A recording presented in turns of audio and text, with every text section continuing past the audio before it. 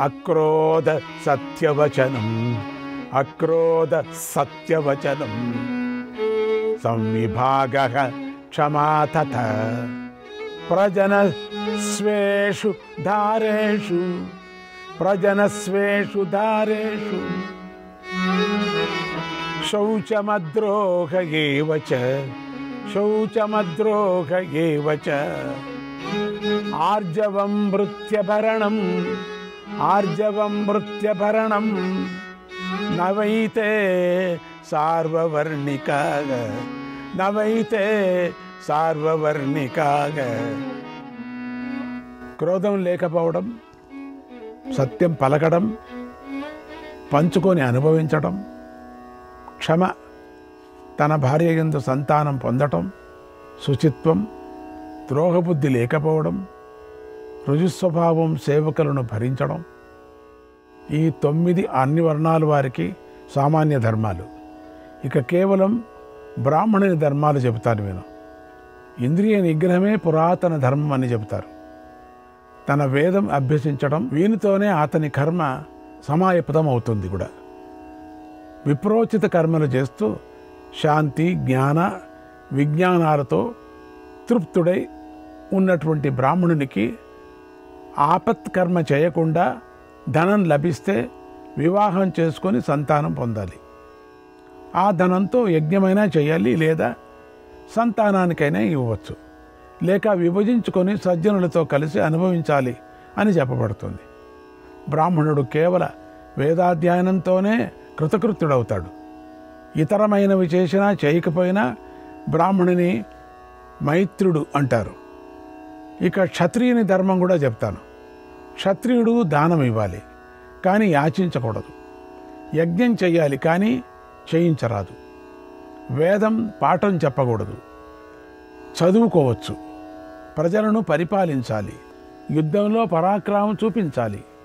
యజ్ఞాలు చేసేవారు, వేదశాస్త్ర జ్ఞానం గలవారు, యుద్ధాలు చేసి గెలిచే రాజులు, లోకాలను జయించేవారిలో ఉత్తములు వాళ్ళు. క్షత్రియుడు దెబ్బతినిన శరీరంతో యుద్ధం నుండి వెనుదిరిగి వస్తే ధర్మం ఎరిగిన వారు ఆ పనిని ప్రశంసింపరు.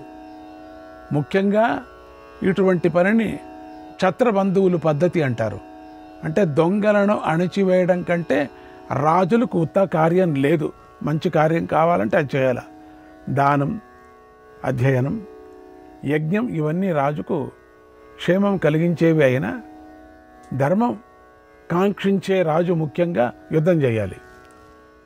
రాజు ప్రజలందరినీ వారి వారి ధర్మాలతో నిలపాలి. ధర్మంతో శాంతిపూర్వకంగా అన్ని పనులు చేయించాలి.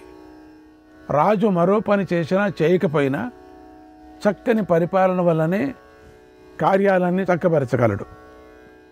ఇలా చేసిన ఆ రాజును ఇంద్రుడని అంటారు. వైశ్యుని శాశ్వత ధర్మం ఏమిటో నీకు చెబుతాను. దానం, అధ్యయనం, యజ్ఞం, శుచిగా ధనం సంపాదించడము శాశ్వత ధర్మాలు. శ్రద్ధతో పశువులను అన్నిటినీ తండ్రిలాగా రక్షించాలి. అలా చేయకపోతే అది వికర్మ అవుతుంది. పశురక్షణం వల్ల పరమసుఖం పొందుతాడు. ప్రజాపతి పశువులను సృష్టించి వైశ్యునికి ఇచ్చాడు. బ్రాహ్మణునకు, రాజుకు ప్రజలనందరినీ ఇచ్చాడు. ప్రజాపతి వైశ్యుని వృత్తిని, జీవన విధానాన్ని చెబుతాను. 6 ఆవులను రక్షిస్తుంటే 1 ఆవు పాలు వైశ్యుడు జీతంగా తీసుకోవచ్చు. 100 ఆవులను రక్షిస్తుంటే 1 ఆవును, ఎద్దును జీతంగా తీసుకోవచ్చు. అన్ని ధాన్యాల పంటలలోనూ కూడా 7వ భాగమే సంవత్సరానికి జీతం. నేను పశువులను రక్షించను అనే భావం ఎన్నడూ వైశ్యునికి రాకూడదు. వైశ్యుడు గోరక్షణ చేయటానికి ఇష్టపడినంత కాలం గోవులను ఇతరులెవరూ ఏ విధంగా రక్షింపరాదు. అంటే ఏ విధంగానూ కూడా రాజు అనుజ్ఞ పొంది శూద్రుడు తనకిష్టమైన ధార్మిక కార్యం చేయవచ్చు. ఇక అతని వృత్తిని, జీవన విధానాన్ని చెబుతాను. మిగిలిన వర్ణాల వారు శూద్రుని తప్పక భరించాలి, బాగా చూసుకోవాలి. గొడుగు, తలపాగా, ఆసనం, చెప్పులు, విసనకర్రలు తాము వాడుకునేవి పరిచర్య చేసే శూద్రుడికి మంచి మంచివి కూడా వస్త్రాలు ఇవ్వాలి.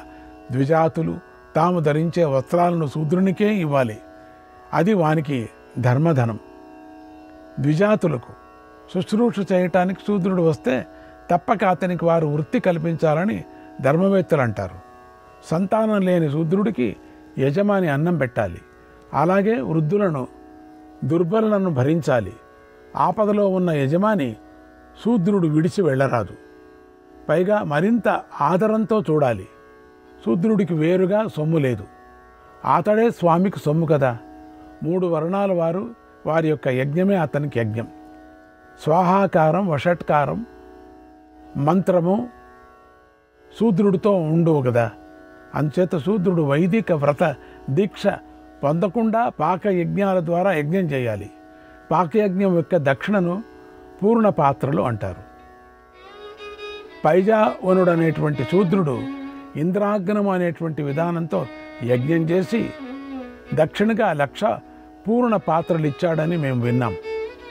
బ్రాహ్మణాది 3 వర్ణాలకు యజ్ఞం ఎలా విధింపబడిందో అలాగే శ్రద్ధగా సేవ చేయడమే శూద్రుడికి యజ్ఞమని విధింపబడింది. అన్ని యజ్ఞాలకు ముందు ఈ శ్రద్ధాయజ్ఞం విధింపబడింది కూడా. దైవతం హి మహశ్రద్ధ పవిత్రం యజతాం చయత్, పవిత్రం యజతాం చయత్, దైవతం హి పరం విప్రాగ, దైవతం హి పరం విప్రాగ, స్వేన స్వేన పరస్పరం, స్వేన స్వేన పరస్పరం. శ్రద్ధ అనేది గొప్ప దైవం. యజ్ఞం చేసేవారిని పవిత్రం చేస్తుంది శ్రద్ధ. ఆయా సేవలతో శూద్రులకు విప్రులు పరమదైవాలు.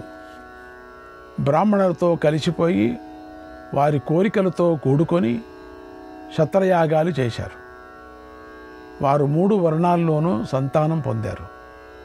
బ్రాహ్మణులు దేవతలకు కూడా దేవతలు.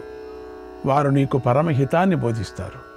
అందుచేత యజ్ఞాలన్నీ అన్ని వర్ణాలకు సంబంధించినవే.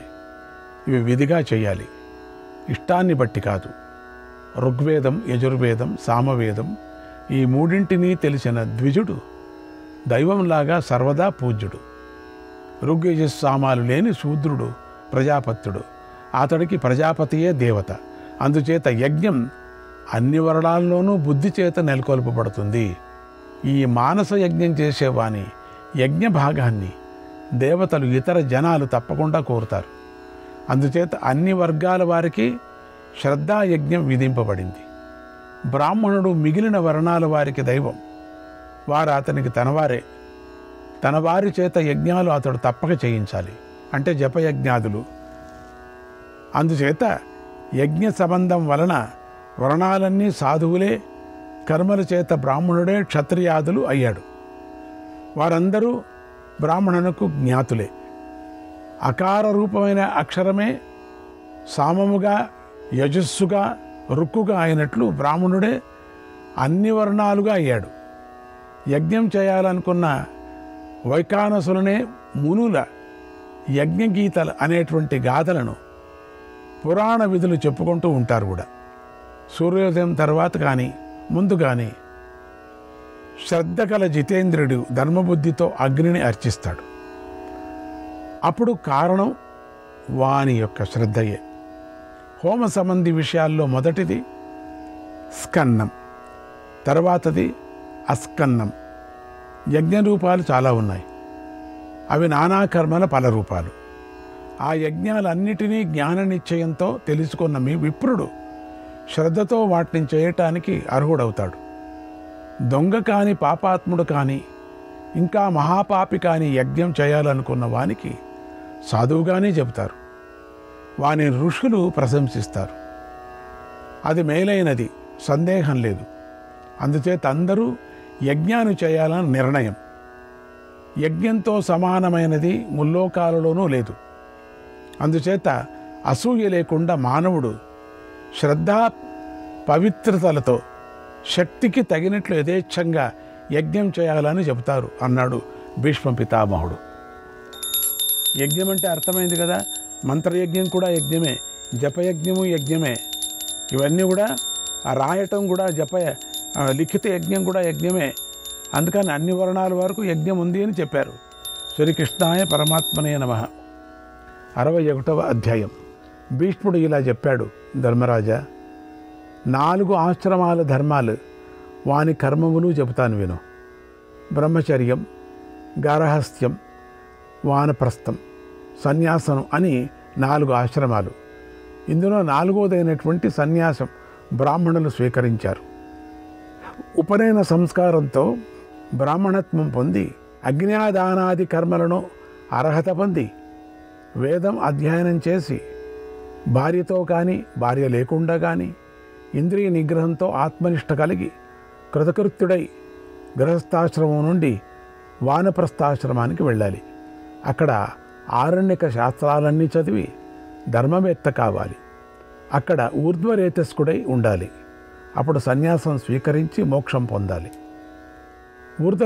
రేతస్సులైనటువంటి మునుల ఈ సాధనాలే పండితుడైనటువంటి విప్రునికి ముందుగా చేయవలసిన కర్తవ్యాలు. చక్కగా బ్రహ్మచర్య ఆశ్రమం పాటించాక మోక్షకాంక్ష గల విప్రునికి భిక్షాచరణం, సన్యాసం మీద అధికారం ఉంది. అది ప్రశస్తం కూడా. ఎక్కడ సూర్యుడు అస్తమిస్తే అక్కడే శయనించాలి. కోరికలు, గృహము ఉండరాదు. ఏది దొరికితే అది తినాలి.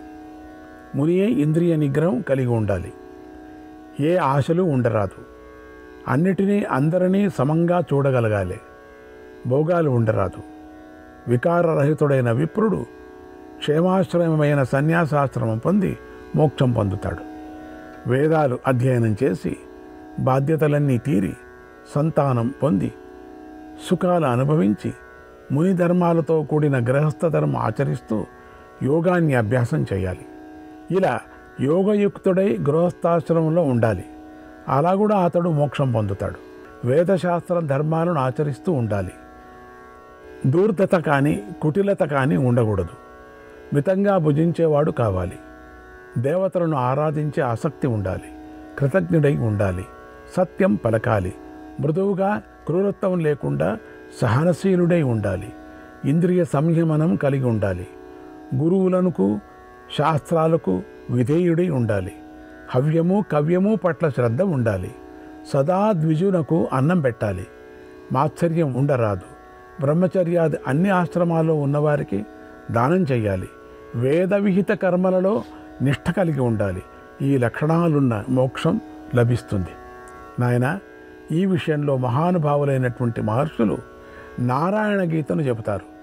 అది ఎంతో అర్థవంతమైనది, ఎంతో ఫలితంగా ఏర్పడింది. దానిని నేను చెబుతున్నాను విను. సత్యం, రుజుత్వం, అతిథులను సత్కరించటం, ధర్మార్థాల పట్ల శ్రద్ధ, తన భార్య యందు మాత్రమే ఆసక్తి, ఇహలోక పరలోక సుఖాలు అనుభవించటం అనేది ఉత్తమం. ఇది నా మతం. పుత్రులను, భార్యలను, వేదాలను పోషించడం అనేవి ఉన్న గృహస్థాశ్రమం శ్రేష్టమైందని మహర్షులు అంటున్నారు. ఇలా యజ్ఞశీలుడైన బ్రాహ్మణుడు యథాశాస్త్రీయంగా గృహస్థాశ్రమం ఆచరించి గృహస్థ ప్రవృత్తిని శోధించి స్వర్గంలో విశుద్ధమైన ఫలం పొందుతాడు. గృహస్థుడు దేహ పరిత్యాగం చేశాక తరగని కామాలు అతన్ని ఇష్టంగా అవన్నీ అనంత స్థితి కోసం వచ్చి చేరుతాయంటారు. ఆ కామాలకు అన్ని దిక్కులలోనూ కన్నులు, శిరస్సులు, ముఖాలు కూడా ఉంటాయి.